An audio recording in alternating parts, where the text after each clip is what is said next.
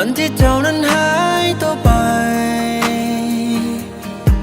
มันก็ได้หูว่าเจ้าบ่หากันอีกต่อไปแล้วตั้งแต่นี้คนทำใจแม่นบ่ความดีที่ใครนั้นเคยได้สร้างมาเจ้าบ่เคยคิดจะมองบ่คิดจะเก็บมันไว้เล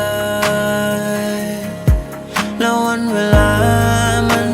ก็พายลืมเรื่องราวเหล่านั้นที่มันคอยย้ำเตือนแต่พอจะลบมันก็ยิ่งชัดเจนขึ้นทุกวันใครอยากจะลืมใครอยากจะลบทุกอย่างเรื่องในวันคืนหรือว่าจะลืมต่างๆแต่พอได้ยินจะบอกไว้ยังรักกันแล้วใจตรงนี้มันหวั่นมันไหว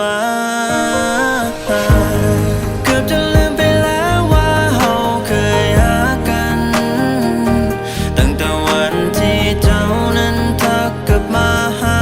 ใจดวงนี้มันก็เริ่มอ่อนล้าทันทีกับคำจะบอกว่ายังคิดถึงกัน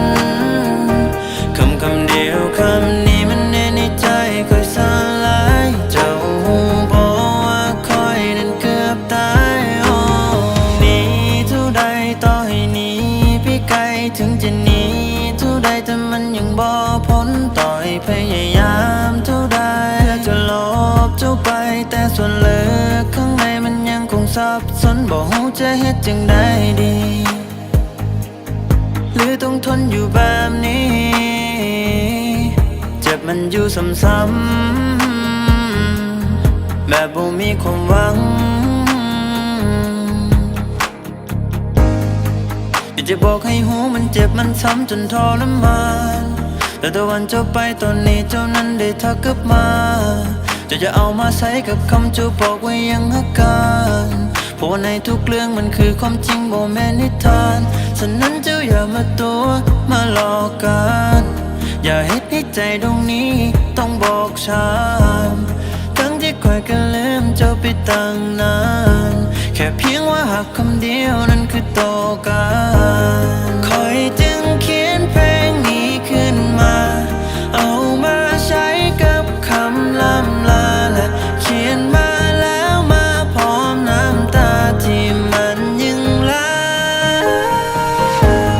เกือบจะลืมไปแล้วว่าเราเคยหากันตั้งแต่วันที่เจ้านั้นทักกลับมาหาใจดวงนี้มันก็เริ่มอ่อนล้าทันทีกับคำจะบอกว่ายังคิดถึงกันคำเดียวคำนี้มันแน่ในใจคอยสลายเจ้าบอกว่าคอยนั้นเกือบตายคอยวนมาที่เดิมคอยวนมาที่เก่า